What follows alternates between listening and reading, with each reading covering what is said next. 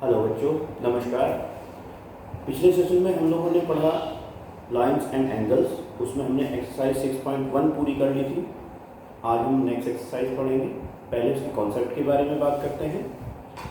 देखिए, सबसे पहले हम पढ़ते हैं पैरेलल लाइंस।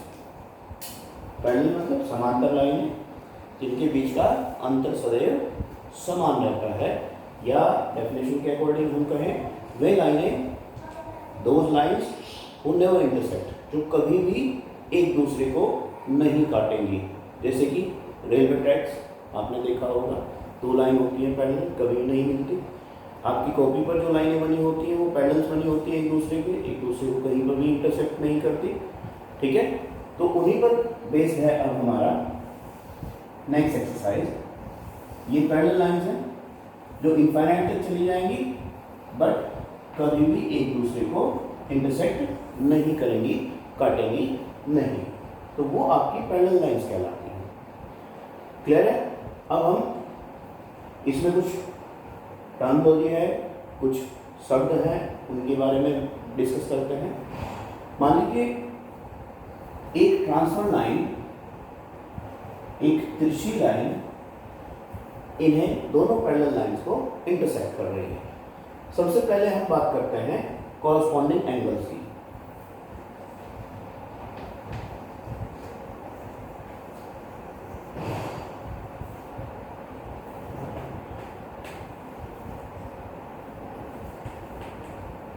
हिंदी में बोलते हैं इन्हें संगत कोण।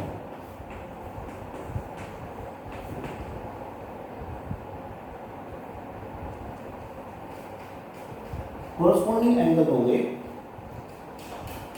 ये और ये इसके संगत पड़ रहा है, ये इसके कॉरस्पॉन्डिंग पड़ रहा है। तो ये वाले एंगल्स हमेशा इक्वल होते हैं जब दो पैरेलल लाइंस को एक ट्रांसफर लाइन काट रही हो। ठीक है, इसका कॉरस्पॉन्डिंग ये बन रहा है, इसी तरीके से इस वाले का कॉरस्पॉन्डिंग ये वाला बन रहा है।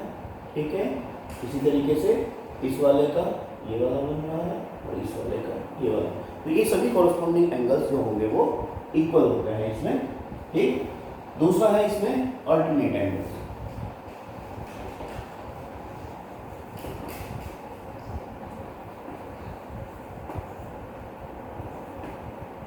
हिंदी में इसे बोलेंगे एकांतर कोण।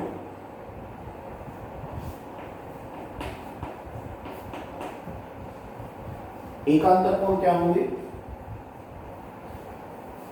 एकांतर कोण जब भी आपका जेड शेप बन रही हो, सीधी या उल्टी। जेड शेप आपने देखी है, ये एंगल्स आपके अल्टरनेट कहलाते हैं। यानी कि इसका अल्टरनेट कौन है? ये वाला। क्लियर है? और ये आपका देखिए उल्टा जेड बन रहा है, तो इसका अल्टरनेट होगा ये वाला। इन्हें आप एकांतर कोण कहते हैं, और ये भी आपके अल्टरनेट एंगल्स कहते हैं। ये भी आपके इक्वल होते हैं। ये अभी हम थ्योरम्स पढ़ेंगे, एक दो थ्योरम्स के बारे में आपको बताएंगे, उसमें आपका क्लियर हो जाएगा कि ये इक्वल क्यों होते हैं। ठीक है, ये दोनों वर्ड्स आपकी समझ में आ गए होंगे, कॉरस्पॉन्डिंग एंगल्स और अल्टरनेट एंगल्स। ठीक है, इसी में है आपका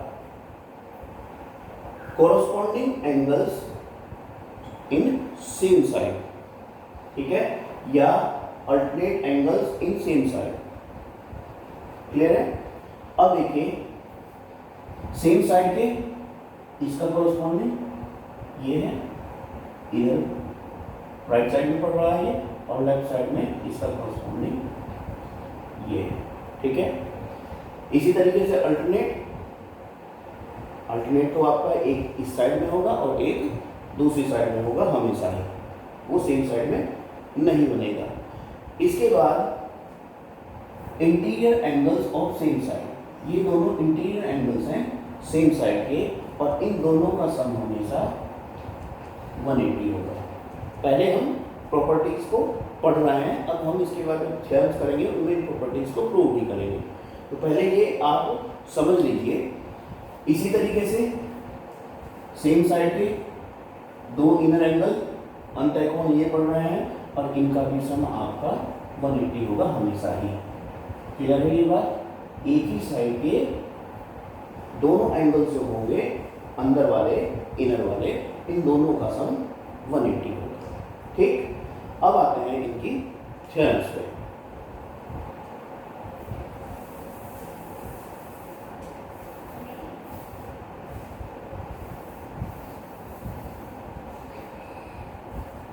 देखिए, सबसे पहली थ्योरम है इसमें, इसे हमें प्रूव करना है। ये तो हमारे पास एविडेंट है कि कॉरस्पॉन्डिंग एंगल्स आपके इक्वल होंगे। इस प्रॉपर्टी को हमें लेके चलना है हमेशा ही। जब भी दो पैरेलल लाइंस को एक ट्रांसफॉर्म लाइन इंटरसेक्ट कर रही होगी तो कॉरस्पॉन्डिंग एंगल्स हमेशा ही इक्वल होंगे। इसके अपोजिट, अगर कॉरस्पॉन्डिंग एंगल्स आपके इक्वल हैं तो डेफिनेटली वो दोनों लाइंस पैरेलल होंगी। तो ये आपका कन्वर्स भी वेरी करता है, इसका उल्टा भी मतलब आपका सच ही होता है। अगर आप कहें कि पैरेलल लाइंस हैं और उसके कॉरस्पॉन्डिंग एंगल है तो वो इक्वल होंगे, और कॉरस्पॉन्डिंग एंगल अगर इक्वल होंगे तो वो पैरेलल लाइंस होंगे। ठीक है, अब हमें थ्योरम देखनी है कि अगर दो पैरेलल लाइंस आपको दे रखी हो, इसे हम L कहते हैं और इसे हम M कहते हैं, दो पैरेलल लाइंस हैं और एक ट्रांसफर लाइन ये वाली, इसे मैं नाम दे दूं N। ठीक, ये इसे इंटरसेक्ट कर रही है दो पॉइंट्स पर, यहाँ पर और यहाँ पर। तो आपको प्रूव करना है कि इसके अल्टरनेट एंगल्स इक्वल होंगे। देखिए, बड़ी सिंपल सी थ्योरम है। इसे प्रूव करने के लिए हम पहले समझते हैं इसे कैसे। हमने आपको अभी अभी बताया था कि कॉरस्पॉन्डिंग एंगल्स इक्वल होते हैं पैरेलल लाइंस के। ये एंगल इसके इक्वल होगा, इसमें मैंने डबल मार्क लगाया है क्योंकि कॉरस्पॉन्डिंग एंगल है। बट ये एंगल तो इसके इक्वल होगा क्योंकि वर्टिकली अपोजिट एंगल है, शीर्षाभिमुख कोण है। ठीक है, वर्टिकली अपोजिट। अभी तो हमने कहा था ये एंगल इसके इक्वल है, फिर हमने कहा ये एंगल इसके इक्वल है, इसका मतलब ये एंगल इसके इक्वल होगा। ठीक, इन्हें नाम से भी कर सकते हैं आप। इस वाले को मैं 1 कह दूँ, इस वाले को 2 कह दूँ और इसे मैं 3 कह दूँ। ठीक है, तो प्रूफ डायरेक्टली प्रूफ लेके चलते हैं हम। एंगल 1 इक्वल्स टू एंगल 3 के सामने लिख देंगे कॉरस्पॉन्डिंग एंगल। ठीक है, but angle 3 equals to angle 2 के वर्टिकली अपोजिट एंगल। ठीक है, तो फर्स्ट से और सेकंड से हमने कहा था 1 3 के इक्वल है, 3 2 के इक्वल है, then implies that angle 1 equals to angle 2 के। यही हमें इसमें प्रूव करना था। प्रूव इतनी छोटी सी थ्योरम है आपकी, इसमें इन्हें आपको एज ए फॉर्मूला आगे यूज करना है क्वेश्चंस के अंदर। क्या बताया मेन बातें इसमें आपकी, कॉरस्पॉन्डिंग एंगल्स इक्वल होंगे। ठीक, अल्टरनेट एंगल भी इक्वल होंगे।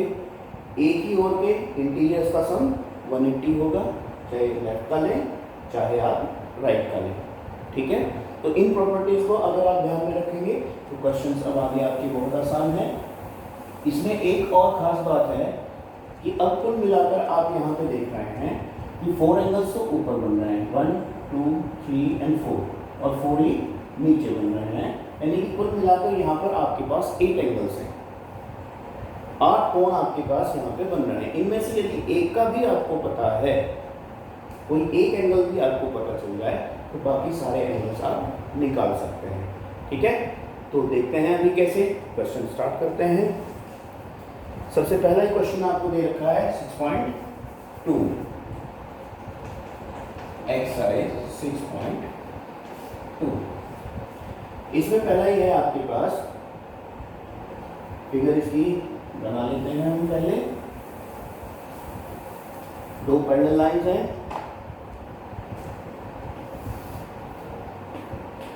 ए एंड बी, और इसके पैरेलल दे रखी है आपको लाइन सी एंड डी। एक ट्रांसफर लाइन है, ये से इंटरसेक्ट कर रही है, और ये एंगल आपको दे रखा है 50 डिग्री का, और ये वाला एंगल आपको दे रखा है 130। मैंने आपको कहा कि कोई एक एंगल यदि आपको दिया गया है तो बाकी आप सारे निकाल सकते हैं, इनमें से कोई एक भी दिया होता तो हम सारे एंगल्स निकाल सकते थे। अब देखिए कैसे। इसने कहा है find the value of x and y. X आपको ये वाला दे रखा है और वाई आपको ये वाला दे रखा है। तो कई सारे तरीके हैं, कॉरस्पॉन्डिंग वाला भी ले सकते हैं, वर्टिकल अपोजिट वाला भी ले सकते हैं, लीनियर पेयर वाला भी ले सकते हैं, जो हम लोग पढ़ चुके हैं। देखिए ये एंगल इसका वर्टिकली अपोजिट है, ये अगर 130 है तो एक लाइन आपकी ये है और दूसरी लाइन आपकी ये है, ये इंटरसेक्ट कर रही है, तो वर्टिकली अपोजिट एंगल्स तो डेफिनेटली इक्वल होंगे। तो ये कितना हो गया आपके पास 130 डिग्री पे। और अब अगर अल्टरनेट वाला कॉन्सेप्ट लेके चले, देखिए z बन रहा है आपका, थोड़ा टेढ़ा जरूर है z, पर z सेक है आपकी, ये वर्टिकली अपोजिट था, इस वजह से 130 हो गया। ये इसका अल्टरनेट है तो ये भी आपका 130 हो गया। एक तो मेथड ये है। एक मेथड आपका लीनियर पेयर वाला है, स्ट्रेट लाइन आपको दे रखी है, ये एंगल 50 का है और ये लीनियर पेयर बनेगा, यानी कि इसका और इसका सम कितना होगा 180 होगा। ये 50 का है तो ये 180 में से सब्ट्रैक्ट करके 130 आप ला सकते हैं, और ये इसका अल्टरनेट बढ़ रहा है तो ये भी कितना होगा 130 होगा। तो इस तरीके से ये फर्स्ट क्वेश्चन आप इसमें निकाल सकते हैं। सेकंड की बात करते हैं। सेकंड क्वेश्चन में ये तो आपके पास था क्वेश्चन नंबर फर्स्ट। सेकंड की बात करते हैं, क्वेश्चन सेकंड। सेकंड क्वेश्चन में आपको गिवन है A B C D and E F, 3 line है।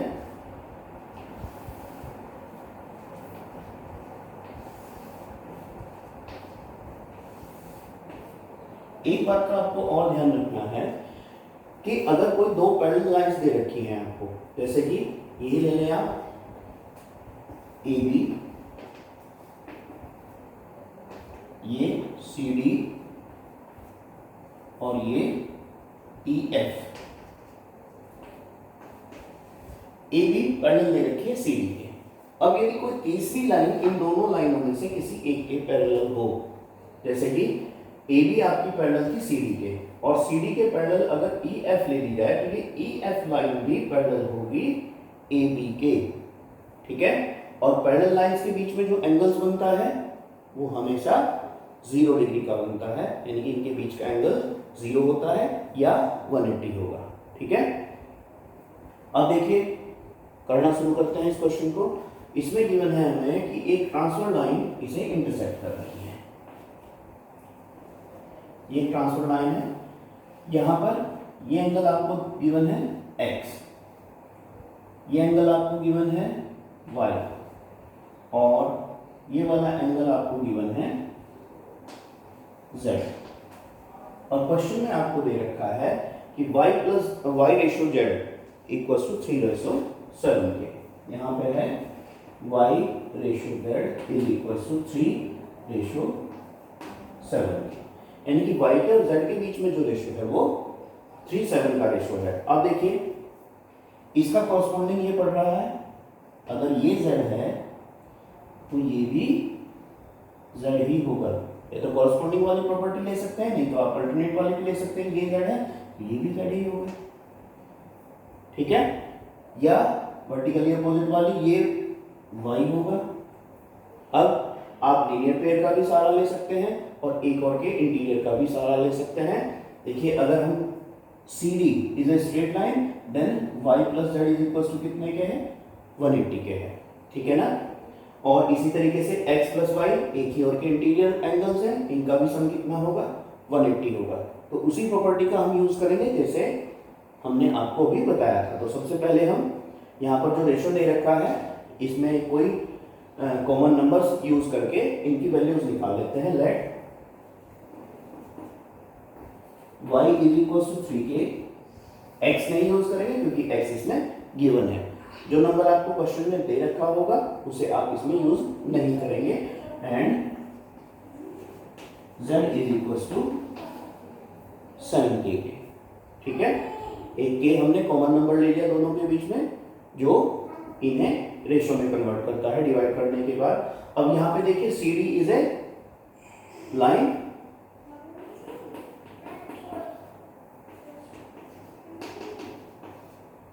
देन y प्लस z, वो कितना होगा 180 डिग्री के। अब y के और z की वैल्यू ये रख दीजिए ऊपर से उठा के। y की वैल्यू कितनी है आपके पास 3k एंड z की वैल्यू कितनी है 7k, और वो कितने के है आपके पास 180 के। यहां से आपके पास कितना आ जाएगा 10k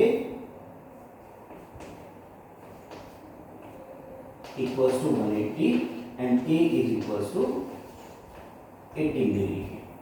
k की वैल्यू आपके पास 18 आ गई, तो अब आप y की भी और z की भी वैल्यू निकाल सकते हैं। तो y इज इक्वल्स टू कितना हो गया 3 into 18 54 डिग्री, और z की वैल्यू कितनी हो गई 7 into 18 यानी कि 126 डिग्री। ठीक है, अब देखिए यहाँ पर आपको x की वैल्यू भी निकालनी थी, और अभी भी हमने कहा कि एक ही ओर के इंटीरियर्स का सम कितना होता है 180 होता है। या तो आप उस प्रॉपर्टी का सहारा ले सकते हैं, नहीं तो आप ये भी देख सकते हैं कि ये एंगल और ये एंगल कॉरस्पॉन्डिंग पड़ रहा है, तो x is equal to z के भी है यहाँ पर, x is equal to z के 126 डिग्री के। तो ये आपके पास तीन अननोन्स आ गए। ठीक है ना, इस तरीके से आपको इस क्वेश्चन को करना है। आगे बढ़ते हैं क्वेश्चन नंबर 3 पर। क्वेश्चन नंबर 3 में आपको एक फिगर गिवन है, उसमें देखिए जो पूछ रहा है वो तो हम निकाल लेंगे, हम इसमें सारे के सारे एंगल्स निकालेंगे, और जो भी फिर ये इसमें पूछ रहा है हमसे उसका जवाब आपके पास आ ही जाएगा अपने आप ही। थर्ड क्वेश्चन की बात कर रहे हैं, क्वेश्चन नंबर 3 में आपको दो पैरेलल लाइन दे रखी है A B and C D. ये आपके पास ए बी है और ये आपके पास सी डी है। ठीक है, अब इस पर सी डी पर आपकी एक परपेंडिकुलर लाइन दे रखी है ई एफ। ये परपेंडिकुलर लाइन है ई एंड एफ। परपेंडिकुलर का मतलब ये 90 है, और जब ये 90 है तो ये भी 90 ही होगा। ठीक है, क्योंकि एक ही ओर के इंटीरियर का सम 180 होता है, उनमें से अगर एक 90 है तो दूसरा भी 90 ही होगा। फिर एक ट्रांसफर लाइन दे रखी है ई जी, ई जी। ठीक है, और इसमें कहा गया है कि angle G E D, angle G E D, ये पूरा का पूरा एंगल आपको गिवन है कितने का 126 का। ठीक है, अब इसमें हम सारे एंगल्स निकालते हैं। देखिए जब ये 90 था, ये वाला इतना, तो ये बचा हुआ हिस्सा आप निकाल सकते हैं कितने का होगा 126 में से 90 को सब्ट्रैक्ट कर सकते हैं, तो ये बचा रह जाएगा। लेकिन ये पूरा 126 था, इसमें से ये इतना 90 है, तो ये वाला एंगल कितना बचा रह गया 90 इसमें से सब्ट्रैक्ट कीजिए 36 डिग्री के। ठीक है, जब ये आपके पास 126 है, ठीक है, और ये ट्रांसफर लाइन आपको दे रखी है, इसे मैं अगर आगे बढ़ा दूं ऐसे, ट्रांसफर लाइन दे रखी है, तो इसका अल्टरनेट ये भी इधर 126 डिग्री के हो जाएगा। ठीक है, जब ये 126 है, ये आपके पास लीनियर पेयर बन रहा है, तो ये कितने का बचेगा आपको पता है, ये पूरा का पूरा 180 का होता है, और 180 में से 126 आप घटाएंगे तो सब्ट्रैक्ट करेंगे तो कितना बचेगा आपके पास 54 डिग्री के। और जब ये 54 है तो इसका अल्टरनेट ये वाला भी कितना पड़ेगा 54 डिग्री के। ये 54 है तो इसका वर्टिकली अपोजिट ये भी कितना पड़ेगा 54 डिग्री के। ठीक है, अब जो भी आप निकालना चाहते हैं इसमें से लगभग हमने सारे एंगल्स निकाल लिए हैं। जो भी एंगल्स आपसे पूछे जा रहे हैं अब आप देख सकते हैं वो कितने कितने डिग्री के हैं। सबसे पहले इसमें पूछा गया है एंगल AGE। AGE ढूंढिए, इसमें कहाँ है? AGE ये हमने निकाल दिया, कितने का है? 126 डिग्री। फिर आपसे पूछा गया है इसमें एंगल GEF। GEF देखिए, GEF ये हमने निकाला ही है, कितने का आया था आपके पास? 36 डिग्री के। नेक्स्ट इसमें पूछा गया है आपसे FGE। FGE देखिए, FGE ये भी हमारे पास कितना आया? 54 डिग्री। तो यही आपसे पूछे गए थे और ये आपने इसमें निकाल लिए हैं। तो इसी तरीके से मैंने आपको पहले ही कहा था कि यदि एक ट्रांसफर लाइन हमें मिल जाए, दो पैरेलल लाइंस को इंटरसेक्ट करती हुई, उनमें से एक एंगल हमें कोई मिल जाए तो बाकी के 7 एंगल्स हम इजीली निकाल सकते हैं, कुछ लीनियर पेयर से, कुछ कॉरस्पॉन्डिंग से, कुछ अल्टरनेट से या फिर लीनियर पेयर से। ठीक है, उससे हम इन्हें सॉल्व कर सकते हैं क्वेश्चंस को। आगे आते हैं क्वेश्चन नंबर 4 पर। क्वेश्चन नंबर 4 में आपको एक फिगर गिवन है। ये है आपके पास एक लाइन आपको दे रखी है PQ, रे है ये आपके पास, और ये डाउनवर्ड, अपवर्ड, ये पॉइंट है यहाँ पर R, और ये पॉइंट है आपके पास S, और ये यहाँ पर आपको गिवन है T। इसमें आपको ये एंगल गिवन है 110 और ये एंगल गिवन है आपको 130। ठीक, और आपसे पूछा जा रहा है QRS, ये वाला एंगल आपसे पूछा जा रहा है। चलिए इसमें एक छोटी सी कंस्ट्रक्शन हमें करनी पड़ेगी। इसमें हम क्या करते हैं, गिवन है आपको PQ और ST पैरेलल है। ठीक, तो अगर मैं PQ को एक्सटेंड कर दूं आगे तक, ठीक है, और इस पॉइंट को मैं नाम ले लूं M ले लीजिए। ठीक है, यहां पर आगे इस पॉइंट को आप N कह लीजिए। ठीक, तो यहां से PN भी आपके पास पैरेलल हो जाएगी ST के। गिवन क्या है? क्वेश्चन नंबर 4 की बात कर रहे हैं हम। क्वेश्चन नंबर 4 गिवन है आपके पास PQ पैरेलल टू ST के, एज वेल एज इसी प्रकार से PN, ये पूरी जो हमने एक्सटेंड करी थी, ये भी आपके पास पैरेलल हो जाएगी ST के। ठीक है, अब देखिए अगर ये पैरेलल लाइंस है तो कॉरस्पॉन्डिंग एंगल, ये वाला एंगल इस वाले एंगल के इक्वल होगा। ठीक है, लिखते हैं इसे, एंगल M कैपिटल लीजिए,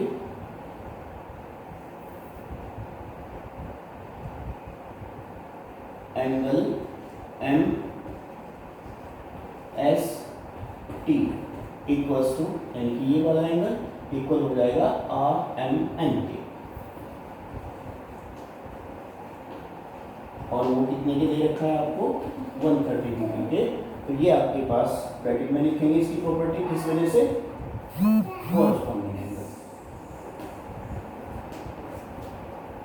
ठीक, अब जब देखिए ये 130 हो गया आपके पास, और यहां पर ये वाला एंगल और ये वाला एंगल लीनियर पेयर बना रहे हैं, क्योंकि PN is a straight line, PN is a straight line.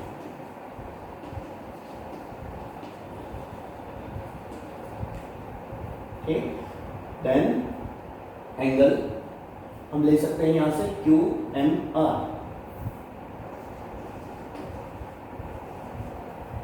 Plus angle RMN equals to 180 degree. क्या है? Linear pair. और यहाँ से आर एम एन की वैल्यू तो हमें पता है कितनी है, वो 130 यहाँ पे रख सकते हैं। तो angle Q M R plus में 130 इज इक्वल टू 180 के। तो हमारे पास एंगल क्यू एम आर आ गया, ये 130 इधर जाके सब्ट्रैक्ट होगा तो ये हमारे पास निकल के आया 50 डिग्री। ये एंगल हमारे पास 50 डिग्री हो गया। इसी तरीके से अब इधर आइए, देखिए पॉइंट क्यू पर लेके चलते हैं, क्योंकि P M is a straight line, then this angle plus this, ये वाला, ये भी तो एक लीनियर पेयर बना रहे हैं, इनका सम 180 होगा। सिमिलरली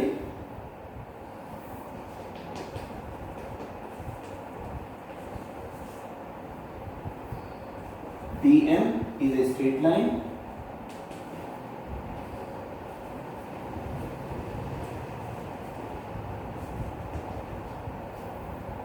ये भी एक स्ट्रेट लाइन है।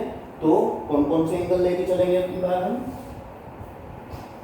Angle P Q R plus angle R Q M equals to 180 के। ये भी वही लीनियर पेयर है आपके पास। और हमारे पास पी क्यू आर की वैल्यू तो है 110, तो यहाँ पे रख सकते हैं 110 डिग्री प्लस में angle R Q M equals to कितना हो जाएगा हमारे पास 180 के। और एंगल आर क्यू एम ये इधर जाके सब्ट्रैक्ट होगा इसमें से, तो ये हमारे पास बचेगा 70 डिग्री। ये वाला आ गया हमारे पास 70 डिग्री। ठीक है, अब देखिए, अब आपके पास ट्राइंगल है क्यू एम आर, ये वाला, और ये तो आपको पता ही है कि किसी भी ट्राइंगल के इंटीरियर एंगल्स का सम कितना होता है, 180 डिग्री होता है। तो जब आपके पास दो एंगल्स आ गए, एक 70 है एक 50 है, तो थर्ड एंगल आप निकाल सकते हैं easily in triangle Q M are.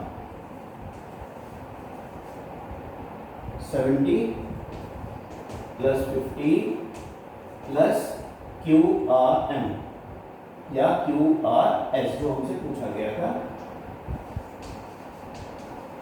वो कितने के होगा, 180 के होगा। इन दोनों का सम करके उधर ले जाके इसे सब्ट्रैक्ट कर सकते हैं, तो कितना आएगा आपके पास, angle Q R M equals to 120 उधर जाके सब्ट्रैक्ट होंगे तो 60 डिग्री के। क्यू आर एम का है, क्यू आर एम का है या क्यू आर एस का है, एक ही बात है, और वो हमारे पास कितने का आ गया, 60 डिग्री के। यही हमें इसमें निकालना था। तो इस तरीके से आप एंगल सम प्रॉपर्टी भी ले सकते हैं। नेक्स्ट चैप्टर वैसे है ये आपके पास, उसमें आपको ये प्रूव भी करके दिखाना पड़ेगा कि किसी भी ट्राइंगल के इंटीरियर एंगल्स का सम जो होता है वो 180 होगा। नेक्स्ट क्वेश्चन पे चलते हैं, क्वेश्चन नंबर 5 पे।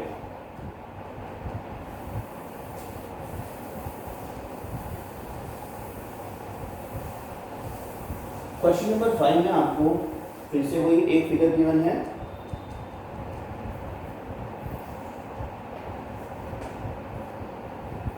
फिफ्थ क्वेश्चन में दो पैरेलल लाइंस हैं,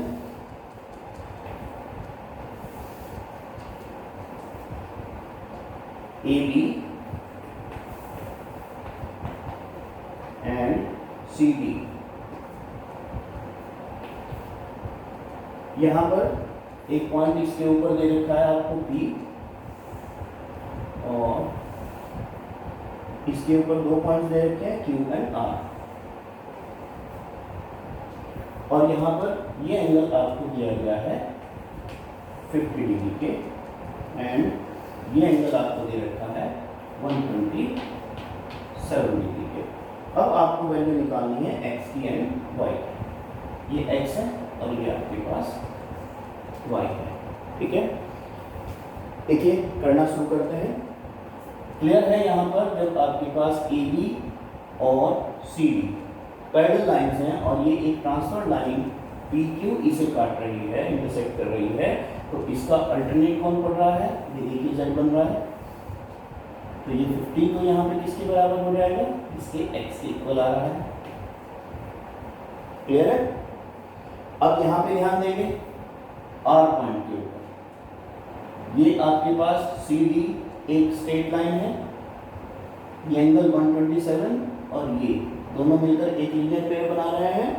इन दोनों का सम कितना होगा, 180 होगा। जब उसमें से एक 127 है तो दूसरा आप आराम से निकाल सकते हैं, वो आपके पास 53 डिग्री हो जाएगा। 180 में से सब्ट्रैक्ट कर देंगे और फिर से वही एंगल सम प्रॉपर्टी, जब दो एंगल्स आपके पास हैं तो तीसरा आप इजीली निकाल सकते हैं। ये 50 है, ये 53 है, दोनों का सम कितना हुआ, 103 हो गया और 180 में से सब्ट्रैक्ट करेंगे तो ये आपके पास आ रहेगा 77। लिखने का तरीका देख लीजिए, गिवन है आपके पास AB पैरेलल टू CD के, ठीक है। ट्रांसफर लाइन है आपके पास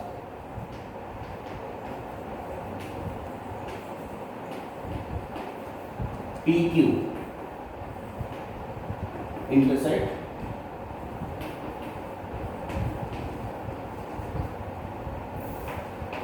AB and CD at P and Q। AB और CD को ये PQ पर इंटरसेक्ट कर रही है, then angle APQ equals to angle PQRK। क्यों, अल्टरनेट एंगल्स।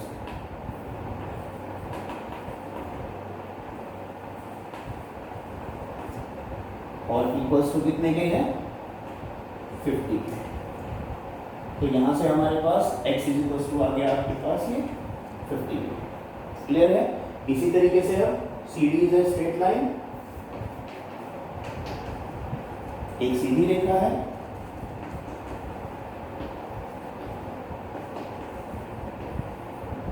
देन अब देखिए ये दो एंगल्स, यहां से एंगल PRD प्लस में angle PRQ equals to 180 degree के। किस कारण से, लीनियर पेयर है, ठीक है। और जब लीनियर पेयर है तो इनका सम कितना होना है, 180। इसमें से हमें PRD की वैल्यू पता है, PRD की वैल्यू हम इसमें रख सकते हैं 127 डिग्री प्लस में एंगल PRQ 180 डिग्री के हैं, then angle PRQ equals to 180 minus 127। ये कितना हुआ आपके पास, 53 डिग्री के। अंदर वाला एंगल ये 53 के आ गया। अब ट्राइंगल लेके चलेंगे, ट्राइंगल PQR।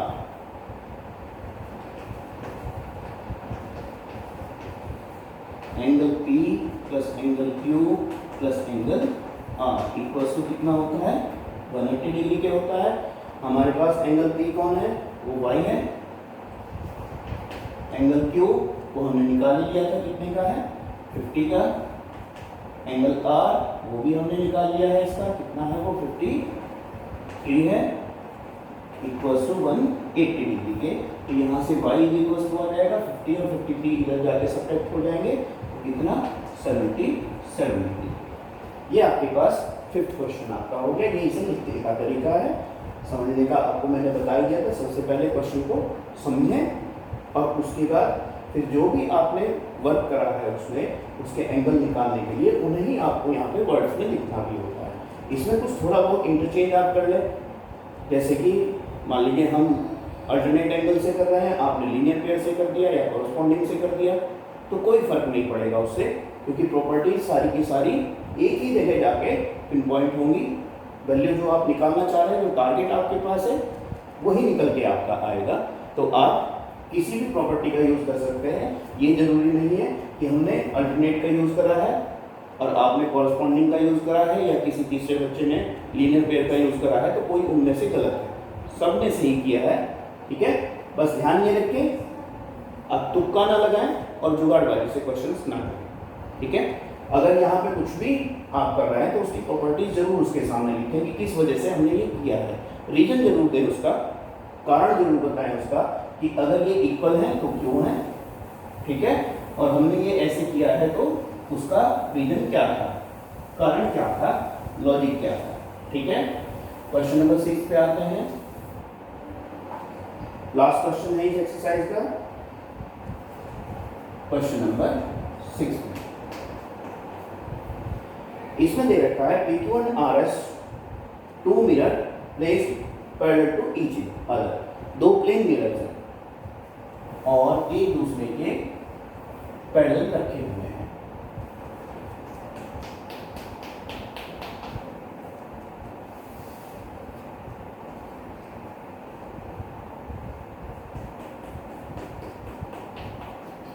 ठीक है, अब ये इन पे हमने मिरर तो बता दिया कि ये PQ, ये P एंड Q और ये आपके पास R एंड S। ये इनके ऊपर बाल से क्यों लगाए हैं हमने, इसके भी ऊपर बाल लगा दिए, इसके भी नीचे लगा दिए। इसका मतलब होता है, आपने प्लेन मिरर देखा होगा घरों में, एक तो आपका वो फेज होता है जिस पर आप खड़े होकर सामने अपना चेहरा देखते हैं।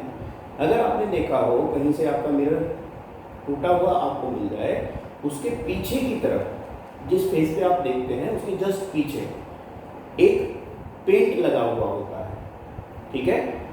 वो पेंट शो करने के लिए आप ये इसमें पॉइंट लगाते हैं, या जो बाल हम कह रहे हैं बाल टाइप लगाते हैं। इसका मतलब ये वाली साइड पेंटेड है और रिफ्लेक्शन जिस साइड से होगा वो नीचे वाली है, इसकी अपोजिट साइड, इधर से इसका रिफ्लेक्शन होगा, इधर नहीं होगा। अगर ये प्लेन पेंट ना लगाया जाए तो ये प्लेन मिरर आपका, इसमें जो रेज आएंगी, जो आपका प्रकाश आएगा, जो आपकी लाइट होगी, तो वो इसके आर पार निकल जाएगी अगर इस पर पेंट ना किया जाए, तब आप उसमें प्लेन मिरर में अपना चेहरा नहीं देख पाएंगे। तो यहाँ पर ये उसी तरीके के प्लेन मिरर्स हैं।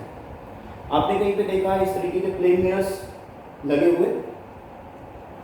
जब आप किसी बार्बर शॉप में जाते हैं, किसी नाई की दुकान में जाते हैं, तो वहाँ पर बहुत सारे मिरर लगे हुए होते हैं, आगे भी लगा होगा, पीछे भी लगा हुआ होगा, ठीक है। वहाँ पर आपको ये प्लेन मिरर वाला कॉन्सेप्ट देखने को मिल जाएगा। और ये आप फिजिक्स में अच्छी तरीके से पढ़ चुके हैं कि अगर दो प्लेन मिरर्स हैं और उनके बीच में कोई एक ऑब्जेक्ट रख दिया जाए तो कितनी इमेजेस बनेगी? इनफाइनाइट मैनी इमेजेस बनती हैं, बहुत सारी इमेजेस बनेंगी जिनकी आप काउंटिंग भी नहीं कर सकते। चलिए, वो हमारे पास क्वेश्चन नहीं है, अब आगे क्वेश्चन की तरफ को पढ़ते हैं। इसमें कहा गया है एन इंसिडेंट रेज AB, एक इंसिडेंट रेज है यहाँ पर AB, ये इंसिडेंट रेज ले लीजिए A और ये यहाँ पे पॉइंट हमने लिया B, और आपकी reflected raise move along the path BC, B and C। ये पॉइंट आपके पास B है और ये पॉइंट आपके पास C है।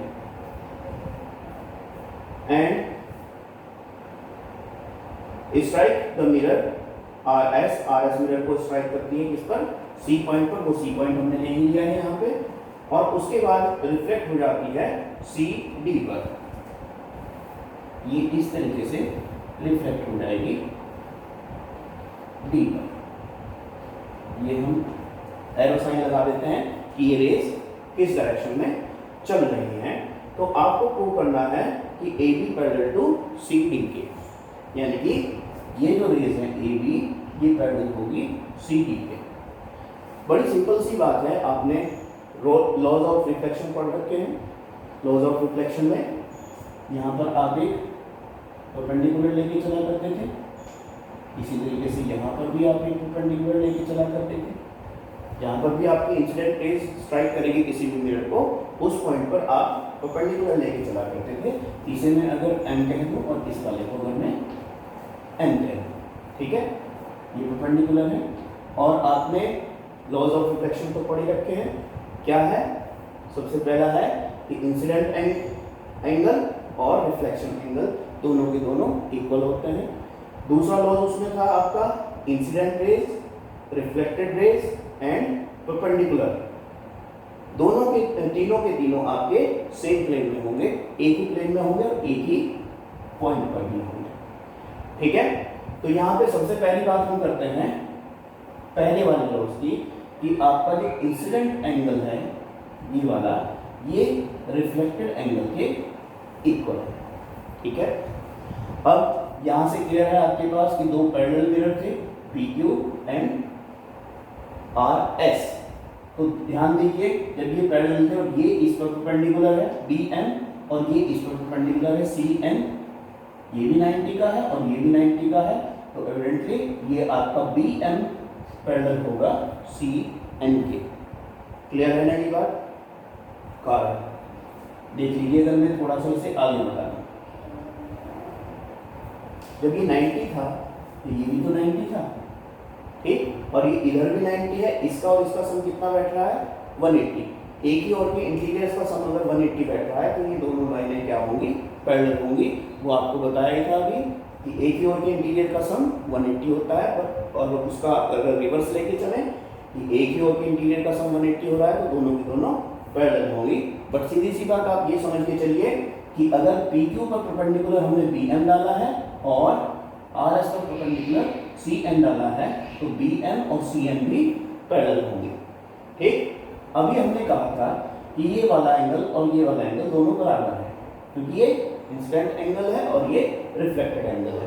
ठीक, अब देखिए इस पैरेलल लाइन BM और इस पैरेलल लाइन CN को BC एक ट्रांसफर लाइन काट रही है, इंटरसेक्ट कर रही है, तो इसका जो अल्टरनेट एंगल्स बनेगा ये देखिए जेड बन रहा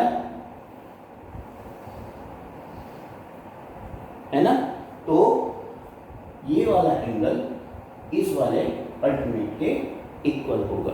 ठीक है, बट ये तो इसके लिए क्या है, यहाँ पर ये तो इंसिडेंट है, इंसिडेंट रेज ही तो है ये RS के लिए, और रिफ्लेक्टेड कौन है, CD है, तो ये एंगल इक्वल हो गया इस वाले के भी। ठीक है, अब क्लियर सी बात ये हुई जब ये और ये इक्वल थे, इसी तरीके से फिर ये और ये इक्वल थे, यानी कि ये वाला एंगल पूरा का पूरा इक्वल आ गया इस वाले एंगल के पूरे के पूरे के। ठीक है, यानी कि ये एंगल इक्वल है इस वाले के। ठीक है ना ये बात? अब देखिए हमें प्रूव क्या करना है, ये और ये दोनों की दोनों पैरेलल लाइंस है। पैरेलल लाइंस अब प्रूव करने के लिए या तो हम अल्टरनेट का सहारा ले सकते हैं, नहीं तो हम इसमें ध्यान दीजिए जब ये लाइन CN और BM पैरेलल थी और इसका ये एंगल इसके इस एंगल के इक्वल आ रहा है, देखिए ये इसके इक्वल था, ये इसके इक्वल था और ये इसके इक्वल था, इसका मतलब ये एंगल इक्वल हो गया इसके। ठीक है, और दो पैरेलल्स को अगर इक्वल एंगल्स पे कोई दो लाइनें काट रही हैं, जैसे कि आपको एक एग्जांपल दे दूं, ये दो पैरेलल लाइन है और इन्हें इक्वल एंगल्स पे ये एंगल और ये एंगल इक्वल है। ठीक है, ये दो लाइनें आपकी काट रही हैं तो ये दोनों लाइनें भी आपकी पैरेलल ही होगी। अभी हमने कहा था कि BM पैरेलल है किसके, CN के, इससे पहले में हमने कहा था, और इन्हें दो लाइनें ये इक्वल एंगल्स पे इंटरसेक्ट कर रही हैं, तो इसका मतलब क्या हुआ कि ये आपकी CD जो होगी वो पैरेलल होगी AB के। क्लियर है? दोबारा एक बार फिर फटाफट समझिए, AB इंसिडेंट रेज है, BM उसके ऊपर हमने परपेंडिकुलर लिया है। ठीक है, BC रिफ्लेक्टेड है और RS मिरर के लिए BC जो होगी वो इंसिडेंट का काम करेगी और CD जो होगी वो रिफ्लेक्टेड रेज का काम करेगी। तो यहाँ पर इंसिडेंट एंगल ABM, अब जैसे जैसे मैं बोलता जा रहा हूँ वैसे ऐसे ही आपको लिखना भी है, incident angle ABM equals to reflected angle MBC के। ठीक है, but BM parallel to CN के, because PQ parallel to RS के and BM and CN perpendicular on PQ and RS, दोनों पर परपेंडिकुलर है तो दोनों की दोनों पैरेलल होंगी। Then alternate angle MBC parallel to वो alternate angle MBC and NCB are equals ये दोनों इक्वल होंगे। अब ये इसके लिए इंसिडेंट रेज थी, then incident angle BCN equals to reflected angle MCD। Clear है? तो अब जितने भी क्वेश्चन आपके पास आएंगे सबको मिलाएंगे। ABM equals to MBC equals to BCN equals to MCD।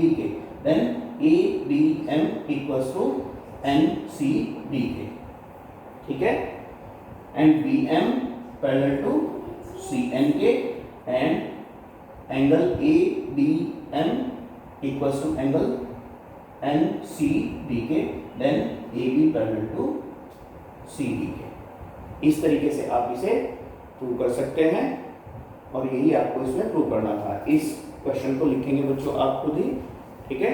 पूरा का पूरा क्वेश्चन जैसे मैंने बोला है बिल्कुल सेम उसी तरीके से आप इसे लिखेंगे। और अगर वीडियोस आपको पसंद आ रही हो तो सब्सक्राइब करते रहिए, अपनों के साथ शेयर करते रहिए ताकि वो भी फ़ायदा उठा सकें। ठीक है? Thank you. आज के लिए इतना ही।